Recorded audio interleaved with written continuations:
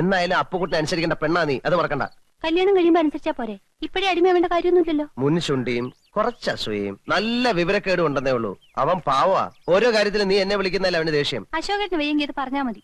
എന്റെ സ്വഭാവം മാറ്റാനൊന്നും നോക്കണ്ട, ഞാൻ പറഞ്ഞു. എന്നാ പറിച്ചോ. ഒരു ഉപദേശി.